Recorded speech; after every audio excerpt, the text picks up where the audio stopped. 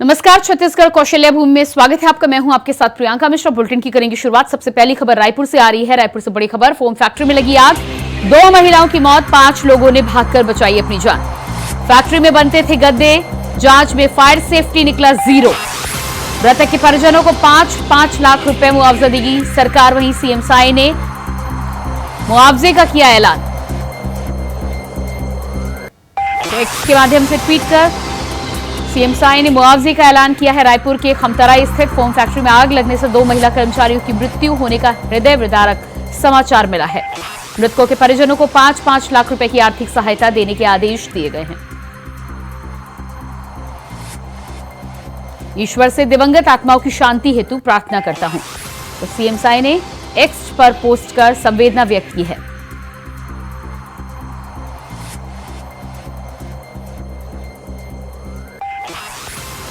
जिस तरह से फोम फैक्ट्री में आग लगने से 2 महिलाओं की मौत की खबर निकलकर सामने आ रही है, मुख्यमंत्री विष्णुदेव साय ने एक्स के माध्यम से शोक संवेदना व्यक्त की है। इसके अलावा सरकार के द्वारा मदद का भी ऐलान किया गया है। परिवारों को सरकार के द्वारा 5-5 लाख रुपए की आर्थिक सहायता देने के आदेश मुख्यमंत्री विष्णुदेव साय ने दिए हैं। ईश्वर से दिवंगत आत्माओं की शांति हेतु प्रार्थना करता हूं, अपने एक्स के माध्यम से ये पोस्ट मुख्यमंत्री विष्णुदेव साय ने साझा की है। और इसी खबर पर रायपुर से हमारे साथ संवाददाता मनोज शुक्ला जुड़ चुके हैं। जी मनोज, जिस तरह से फोम फैक्ट्री में आग लगने की वजह से 2 महिलाओं की मृत्यु की खबर निकलकर सामने आ रही है, इस समय क्या कुछ स्थिति है? इसके अलावा मुख्यमंत्री विष्णुदेव साय ने आर्थिक सहायता का ऐलान किया है, क्या कंपनी की तरफ से भी सहायता दी जा रही है? जी प्रियंका, आपको बता दें कि छत्तीसगढ़ में जो फैक्ट्रियों में ये दुर्घटनाएं हो रही हैं जिससे गरीब मजदूर मारे जाते हैं, तो ऐसे में कहीं न कहीं फैक्ट्री प्रबंधन के साथ साथ प्रदेश की सरकार भी उतनी ही जिम्मेदार है, क्योंकि ये सुरक्षा मानकों की अनदेखा जो फैक्ट्री संचालक करते हैं, उसी से ये बड़ी दुर्घटनाएं होती है। जब बड़ी दुर्घटनाएं हो जाती है तब सरकारें गंभीर होती है। तो ऐसे में कहीं न कहीं फैक्ट्री प्रबंधन के साथ साथ उतनी ही जिम्मेदार प्रदेश की सरकारें भी है, प्रशासन भी है कि जो सुरक्षा मानकों की अनदेखी करते हैं उन पर सख्त से सख्त कार्रवाई नहीं करते, जिसका खामियाजा गरीब मजदूरों को भुगतना पड़ता है। ऐसी तो अभी लगातार ये 2-3 घटनाएं छत्तीसगढ़ में देखने को मिली। जी बिल्कुल। तो जिस तरह से पहले बारूद फैक्ट्री में ब्लास्ट और उसके बाद फोम फैक्ट्री में आग, सुरक्षा मानक 0 यहाँ पर पाए गए हैं, क्या प्रशासन की तरफ से इस पूरे मामले में अब कोई कार्रवाई भी की जा रही है?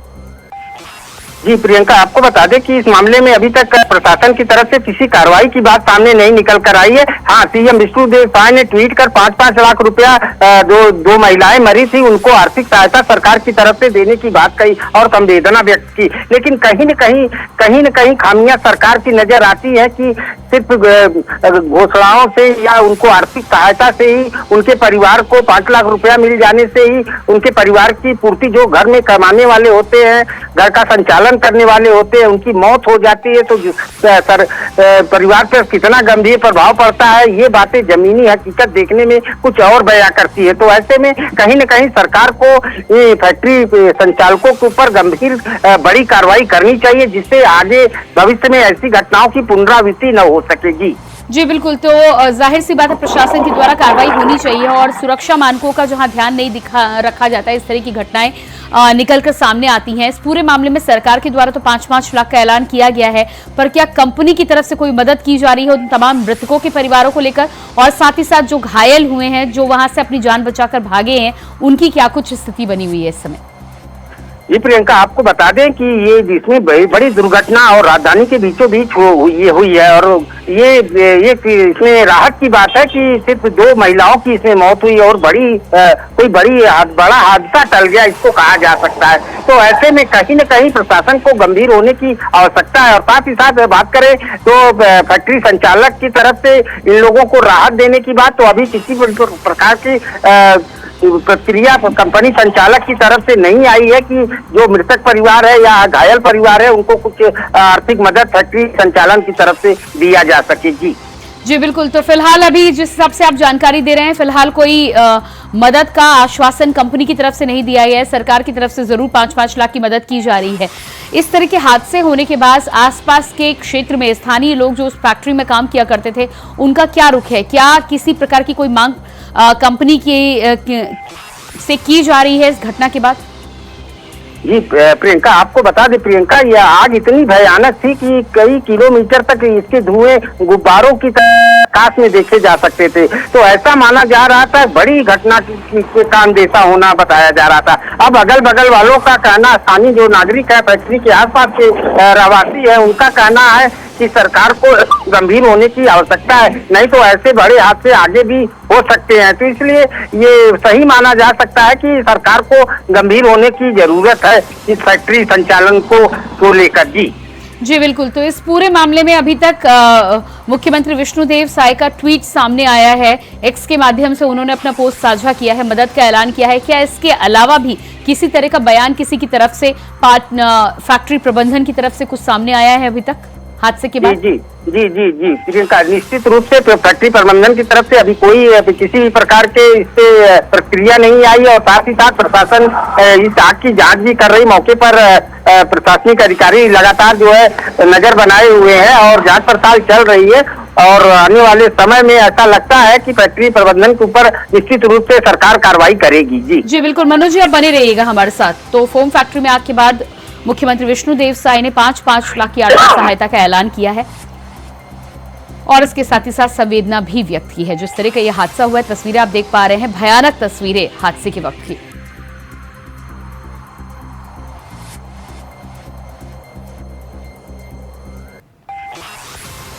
तो आपको बता दें कि इस घटना के बाद जांच में फायर सेफ्टी के जो उपकरण थे वो जीरो निकले। यही वजह है कि शायद घटना इतनी बड़ी हो गई, इसको बीच में रोकने के और घटना होने के बाद में इसको संभालने के कोई साधन फैक्ट्री में मौजूद नहीं थे।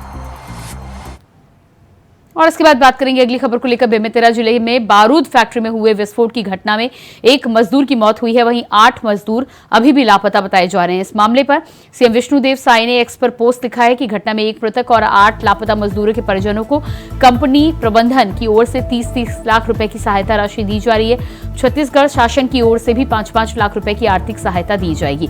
आपको बता दें कि बेमेतरा के बारूद फैक्ट्री हादसे की मजिस्ट्रियल जांच शुरू हो चुकी है। बरेला एसडीएम पिंकी मनहर के नेतृत्व में फैक्ट्री में ब्लास्ट की न्यायिक जांच 4 बिंदुओं पर की जाएगी। वहीं इस मामले में अब तक प्रशासन की तरफ से स्पेशल ब्लास्ट कंपनी प्रबंधन पर अब तक कोई कार्रवाई नहीं हुई, जिसको लेकर कांग्रेस ने उग्र प्रदर्शन की चेतावनी दी है।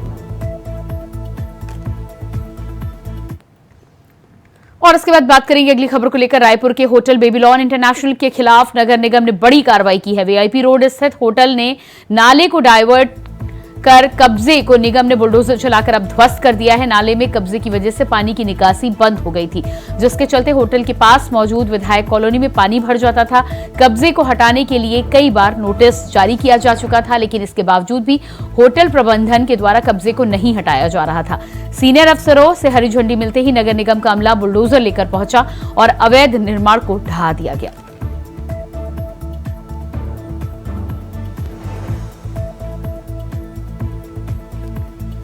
तो अतिक्रमण को हटाया गया है। नोटिस जारी करने के बाद अवैध निर्माण को किया गया ध्वस्त। बताया जा रहा है कि होटल बेबीलोन ने नाले पर अतिक्रमण किया था, जिसको लेकर नोटिस भी जारी किया गया था, लेकिन नोटिस का जवाब न देने और साथ ही साथ अतिक्रमण को न हटाने को लेकर विभाग की तरफ से नोटिस मिलने के बाद, विभाग की तरफ से क्लीन चिट मिलने के बाद इस अतिक्रमण को बुलडोजर के माध्यम से ढाया गया। तस्वीरें आप देख पा रहे हैं। और इसी खबर पर रायपुर से हमारे साथ संवाददाता मनोज शुक्ला बने हुए हैं। जी मनोज, जिस तरह से बेबीलोन होटल को लेकर अब कार्रवाई की तस्वीरें सामने आ रही हैं, बताया जा रहा है कि अतिक्रमण को ढहा दिया गया है, क्या कुछ ताजा स्थिति है और कितनी दूर तक ये अतिक्रमण फैला हुआ था? जी प्रियंका, आपको बता दें प्रियंका कि ये जो होटल बेबीलाल इंटरनेशनल होटल है, ये रायपुर राजधानी के बीचों बीच है और काफी मशहूर होटल है और ये ग्रुप बहुत बड़ा ग्रुप है। तो इसको लेकर काफी दिनों से इस जो अतिक्रमण हुआ था, इसको लेकर विधानसभा में कई बार विधायकों ने प्रश्नकाल में प्रश्न पूछे थे सरकार से, इसके पहले की भी सरकार से, लेकिन इस पर किसी भी प्रकार की कार्रवाई नहीं हो पाती थी, जिससे आने जाने वालों के साथ साथ विधायक निवास है वहीं पर उन लोगों को भी आने जाने में काफी बरसात के समय में बहुत दिक्कतों का सामना करना पड़ता था। लेकिन कल प्रशासन ने बड़ी कार्रवाई करते हुए उस अवैध निर्माण को ढहा दिया बुलडोजर से। तो माना जा रहा है कि कहीं न कहीं प्रशासन अब अवैध अतिक्रमण को लेकर प्रतिबद्ध दिखता है। जिस हिसाब से कल होटल बेबीलोन के ऊपर बड़ी कार्रवाई की गई है, तो निश्चित रूप से कि प्रशासन का कहीं न कहीं अब अतिक्रमण को लेकर काफी बड़े पैमाने पर कार्रवाई सुनिश्चित होने की प्रक्रिया दिख रही है। जी जी बिल्कुल। तो लंबे समय के बाद इस अतिक्रमण को ढहाया गया है। इस पूरे मामले में होटल को पहले नोटिस दिया गया था, लेकिन क्या वजह थी कि होटल के द्वारा अतिक्रमण को हटाने में आनाकानी की जा रही थी? जी जी प्रियंका, आपको बता दें प्रियंका कि ये होटल एक नामी ग्रुप का होटल है, होटल इंटरनेशनल बेबीलोन, और इसके कई होटल से रायपुर राजधानी में है। तो ऐसे भाई बड़े लोगों का हाथ है इसके पीछे, जिस वजह से वो अनदेखी कर रहे थे नगर पालिका को नोटिस पे कि उससे कुछ होगा नहीं। इस प्रकार की भावनाएं उनके अंदर रही होंगी, तभी ये अतिक्रमण नहीं हट पा रहा था। अब आप खुद समझ सकती हैं कि इस अतिक्रमण के लिए विधानसभा में कई बार क्वेश्चन भी हुए थे विधायकों द्वारा कि इसको हटाया जाए, लेकिन प्रशासन और सरकार की तरफ से कोई कार्रवाई नहीं हो रही थी। लेकिन विष्णुदेव साय सरकार के आते ही इस पर कार्रवाई हुई। तो ऐसा माना जा रहा है कि अब बीजेपी सरकार जो अवैध अतिक्रमण को लेकर काफी गंभीर देखने को मिलती है। जी जी बिल्कुल। तो बुलडोजर की कार्रवाई होती हुई नजर आ रही है। इस कार्रवाई के बाद होटल प्रबंधन की तरफ से क्या कोई बयान निकलकर सामने आया है, कोई प्रतिक्रिया सामने आई है? जी जी जी नहीं प्रियंका, होटल प्रबंधन की तरफ से क्या कोई प्रक्रिया आएगी जब वो खुद सरकारी अवैध कब्जा नाला है जहां से पानी की निकासी होती है, और शहर के बीचों बीच का मामला है, और बगल में विधायक निवास है जहां पर हर साल बारिश के महीने में विधायकों को आने जाने में दिक्कतों का सामना करना पड़ रहा था। तो ऐसे में ये बड़ी कार्रवाई जो हुई है, निश्चित रूप से सरकार की गंभीरता को देखते हुए यह कार्रवाई मानी जा रही है। जी बिल्कुल। जिस तरह से मनोज जानकारी आप दे रहे हैं कि इस कार्रवाई के बाद में कहीं ना कहीं राहत मिलेगी, मॉनसून का सीजन भी अगले महीने आने वाला है, और उसके बाद अब जब ये कार्रवाई हो जाएगी तो कितनी राहत आसपास के लोगों को होगी इससे? जी जी बिल्कुल प्रियंका, बड़ी राहत राजधानी वासियों के साथ साथ बगल में जो विधायक निवास है विधायकों को भी इससे बड़ी राहत मिलेगी।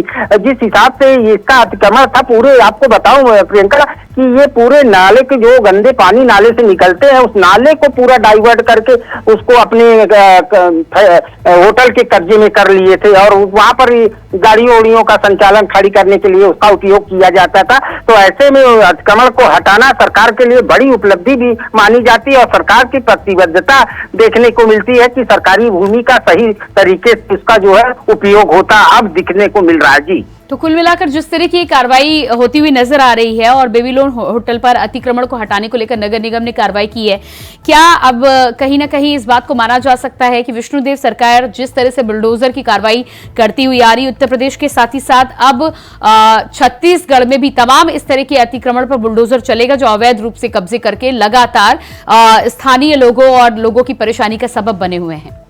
जी जी बिल्कुल प्रियंका, आपको बता दें कि विष्णुदेव साय सरकार बनते ही जो है राजधानी में तमाम जगहों पर बुलडोजर की कार्रवाई की थी, और जिससे सड़क के किनारे जो झोला ये झुग्गी झोपड़ी लगाने वाले थे, जिससे जो है आए दिन ट्रैफिक का सामना करना पड़ता था लोगों को, उससे राहत दिलाने के लिए विष्णुदेव सरकार शपथ लेने के बाद पहले दिन ही ये कार्रवाई देखने को मिली थी, और अब ये कार्रवाई बड़े लोगों पर जो हो रही, इससे जनता भी काफी प्रसन्नचित दिख रही है। राजधानी में इस नाले के कब्जे को लेकर काफी दिक्कतों का सामना लोगों को आने जाने में होता था, तो ये काफी राजधानी वासियों के लिए राहत भरा जो नगर निगम ने ये कार्रवाई किया है, ये सराहनीय कदम इसको माना जा सकता है। जी बिल्कुल मनोज, इस तमाम जानकारी के लिए आपको बहुत बहुत शुक्रिया। तो ये थे हमारे साथ संवाददाता मनोज शुक्ला, जानकारी दे रहे थे। नामी होटल बेबीलोन ने जो अतिक्रमण किया था उस पर नगर निगम की तरफ से कार्रवाई की गई है। बुलडोजर के साथ ही साथ अतिक्रमण और अवैध निर्माण को हटाया गया है। तो नोटिस जारी करने के बाद अवैध निर्माण को किया गया ध्वस्त। लंबे समय से नोटिस जारी किया था, लेकिन होटल प्रबंधन के द्वारा कोई कार्रवाई न करने पर नगर निगम ने इस अतिक्रमण को बुलडोजर से ढाया है। वन मंत्री केदार कश्यप ने दीपक बैज के बयान को लेकर अपनी प्रतिक्रिया जाहिर की है। केदार कश्यप ने कहा है कि पीसीसी अध्यक्ष दीपक बैज राग अलापना बंद करें। उनको मालूम होना चाहिए कि किस तरह से उनके ही कार्यकर्ता, उनके पदाधिकारी लगातार बीजेपी नेताओं को धमकी दे रहे हैं। उन्होंने कहा कि चाहे नारायणपुर, बीजापुर, सुकमा, दंतेवाड़ा या पंखाजुर क्षेत्र हो, हमारे भाजपा जनप्रतिनिधियों को जान से मारने की धमकी दे रहे हैं। और तो और नारायणपुर की घटना जिसमें विक्रम बैस की मौत हुई थी, इसके जो दोषी हैं वो कांग्रेसी कार्यकर्ता रह चुके हैं, एनएसयूआई के अध्यक्ष भी रह चुके हैं।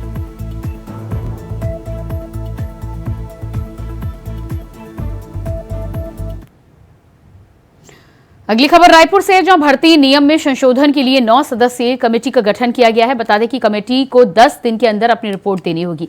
कार्य समिति की पहली बैठक में इस रिपोर्ट पर चर्चा की जाएगी। बताया जा रहा है कि लोक शिक्षण संचालन इंद्रावती भवन से पत्र जारी किया गया है। तो वहीं भर्ती नियम को लेकर कई बार वित्त विभाग से सवाल उठाया गया, जिसमें गड़बड़ियां देखने को मिली है, लेकिन नियम में संशोधन से अब गड़बड़ियां नहीं होंगी।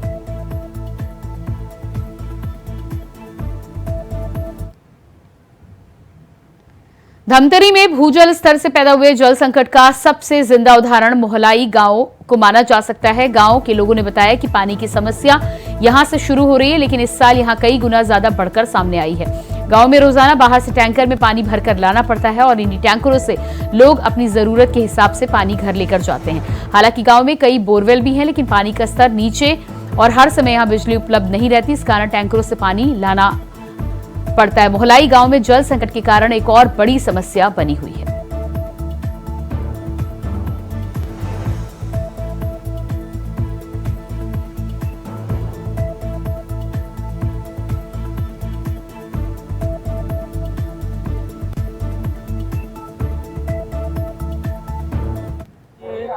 पानी के जो स्तर के जो लेवल है वो बहुत ही डाउन इसके चलते ये शासन प्रशासन की ओर से बहुत ही अच्छा ये हमारा ये सीख मिलती है कि किस प्रकार से पानी को बचत कैसे उसका जल वाटर उसको नीचे कर सकते हैं, ऊपर ला सकते हैं नीचे। वही सर उसमें ना जैसे पानी की वर्षा का जल होता है उसको किस प्रकार से उसको संचयन करके रखना पड़ता है, उसके लिए आपको सप्ताह गड्ढा बनाना पड़ेगा। और उसके जो भी जैसे सरकारी भवन होता है उसमें भी आपको ना भवन में भी उसके पाइप के माध्यम से और ड्रम के जरिए से उसको ना पानी को एकत्रित करके उसको नीचे तक ले जा सकते हैं, जिससे उसको जल स्तर वो आगे बढ़ेगा, ऊपर आ जाएगा वो सर। हम अगर सोख्ता गड्ढा बनाते हैं, वेस्ट वाटर हार्वेस्टिंग सिस्टम बनाते हैं, तो इससे क्या होगा कि हमारे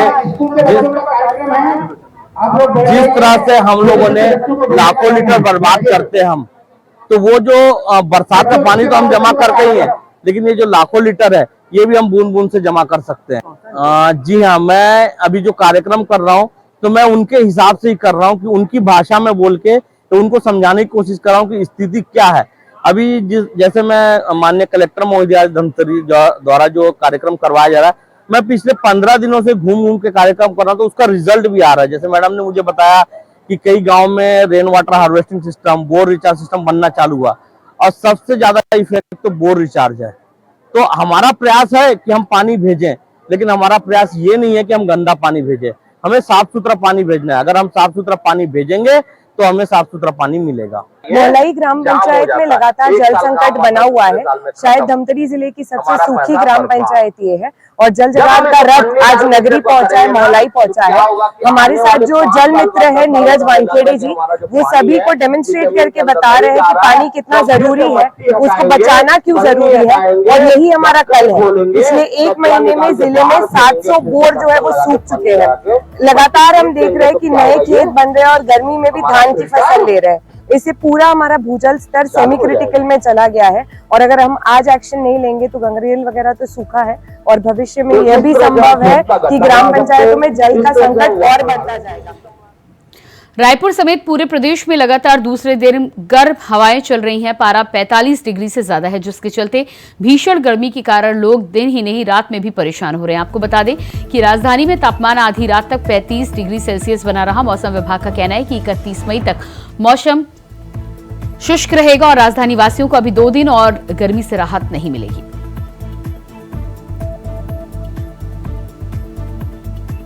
और इसी खबर पर हमारे साथ रायपुर से संवाददाता मनोज शुक्ला फोन लाइन पर जुड़ चुके हैं। जी मनोज, जिस तरह से गर्मी को लेकर मौसम विभाग की ओर से पूर्वानुमान जारी किया गया, अभी 2 दिनों तक राहत मिलने की उम्मीद नजर नहीं आ रही।